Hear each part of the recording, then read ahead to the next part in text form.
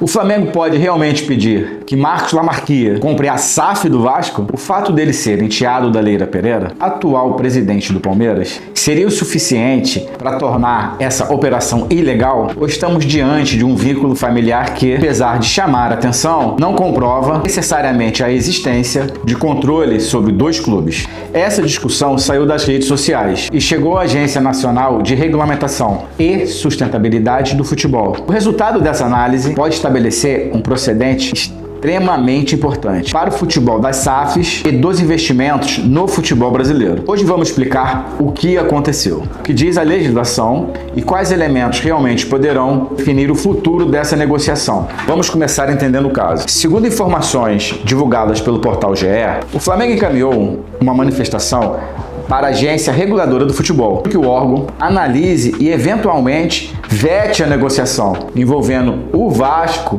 e o empresário Marcos Lamarquia. Investimento encaminhado para a participação da SAF vascaína. Só que ele é filho do empresário José Roberto e enteado da Leila Pereira, que atualmente exerce a presidência do Palmeiras. Além disso, José Roberto Lamarquia teria participação na estrutura financeira da operação como avalista do negócio. Antes mesmo da manifestação do Flamengo, a própria agência regulamentadora já havia solicitado esclarecimentos ao Vasco sobre a negociação e a estrutura a ser utilizada para possível aquisição da SAF.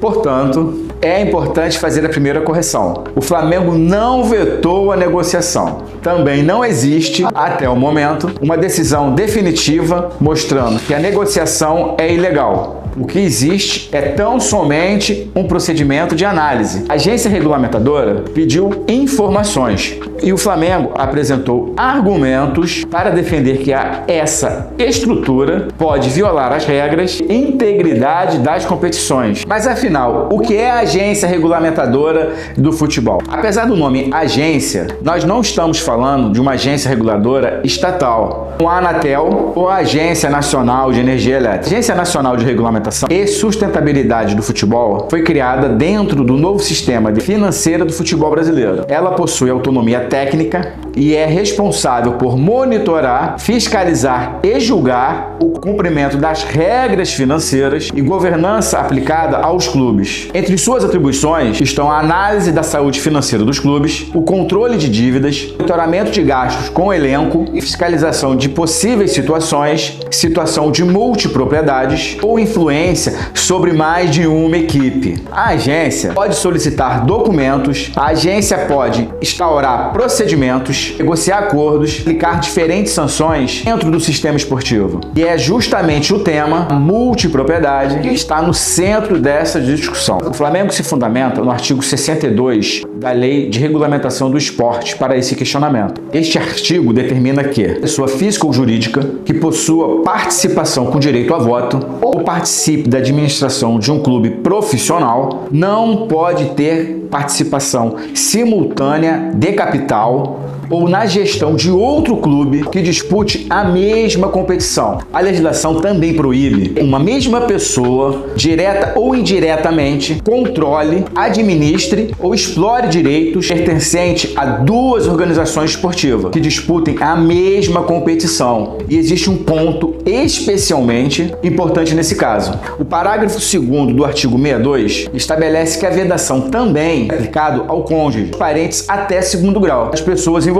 O objetivo da norma é, obviamente claro, evitar que duas equipes deveriam competir entre si estejam submetidas ao mesmo centro de decisões ou ao mesmo grupo de interesse. Imagine, por exemplo, uma mesma pessoa possa definir a contratação de jogadores, aprovar transferências, fornecer empréstimo, indicar administradores ou controlar o orçamento de dois clubes que disputam o mesmo campeonato. Mesmo que não exista manipulação de resultados, a simples possibilidade de conflito já colocaria a integridade da competição em risco. Aqui entramos numa expressão central para entender o caso: a influência significativa. Para a regulamentação do sistema de sustentabilidade financeira, não é necessário que uma pessoa apareça formalmente como proprietária de dois clubes. A influência pode existir por outros caminhos. Exemplo: direito de voto, poder para indicar ou afastar administradores, direito de veto sobre decisões estratégicas, acordos entre acionistas, contratos de financiamento que permite interveniências no processo de decisão, ou qualquer estrutura que dê à pessoa a capacidade concreta de dirigir políticas financeiras ou operacionais do clube.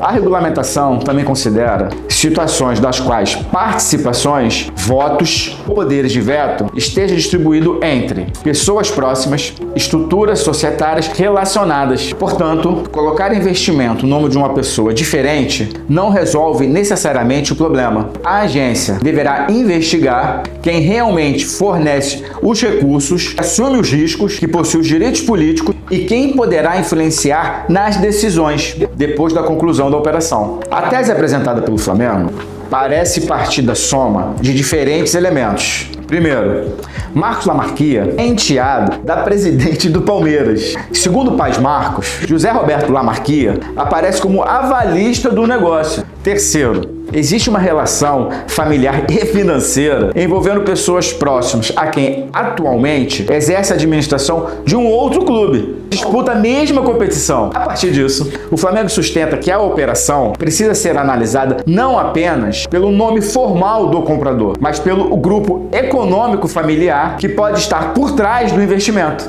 Em outras palavras, a pergunta do Flamengo não seria apenas quem vai aparecer como dono das ações da SAF.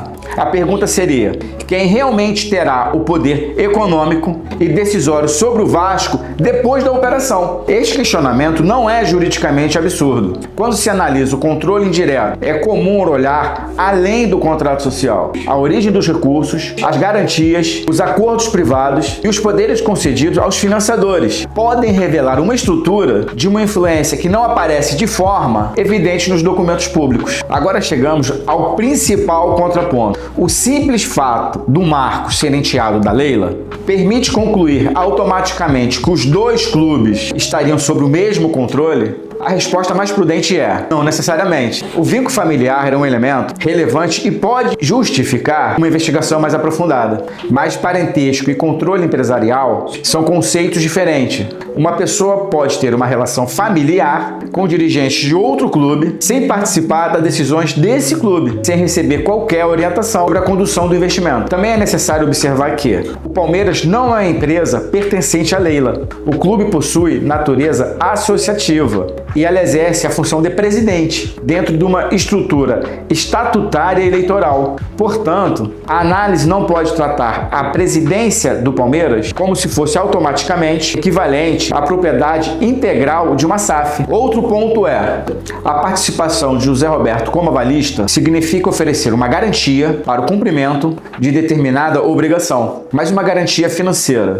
Isoladamente, não significa necessariamente que o avalista terá poder para administrar o clube. A situação muda, porém, quando o contrato de financiamento ou de garantia consegue direitos especiais. Por exemplo, poder de veto, indicação de administradores, aprovação de orçamento ou capacidade de interferir em investimentos. Por isso, o conteúdo dos contratos será decisivo. O sobrenome pode acender o alerta, mas os documentos que poderão comprovar ou afastar a existência de influência. Existe ainda uma discussão jurídica mais específica. Marcos não é filho biológico de Leila. A relação existente entre eles é de parentesco por afinidade, decorrente da união de Leila com José Roberto. O Código Civil reconhece o vínculo de afinidade entre uma pessoa e os parentes do seu cônjuge ou companheiro. Entretanto, o artigo 62 da Lei Geral do Esporte menciona de forma genérica os parentes até o segundo grau. Isso pode gerar uma discussão interpretativa. De um lado, que a finalidade da norma é proteger a competição e que, portanto, o parentesco por afinidade também deve ser considerado quando houver risco de atuação conjunta. Do outro lado, pode-se defender que uma norma restritiva deve ser interpretada de maneira cuidadosa e não pode transformar qualquer relação familiar em uma presunção absoluta de controle. Esse é um dos pontos jurídicos mais interessantes do caso. A agência terá que decidir se um vínculo familiar, combinado com a estrutura financeira da operação, é o suficiente para enquadrar a negociação nas regras de multipropriedade. Para tomar uma decisão tecnicamente consistente, a agência deverá analisar uma série de elementos. Primeiro, qual é a origem dos recursos utilizados na operação? O dinheiro que serão utilizados na SAF do Vasco pertencem ao Marcos ou aos fundos de investimento de seu pai? Segundo, qual será o papel de José Roberto? Ele será apenas avalista ou terá direitos econômicos e políticos dentro da SAF?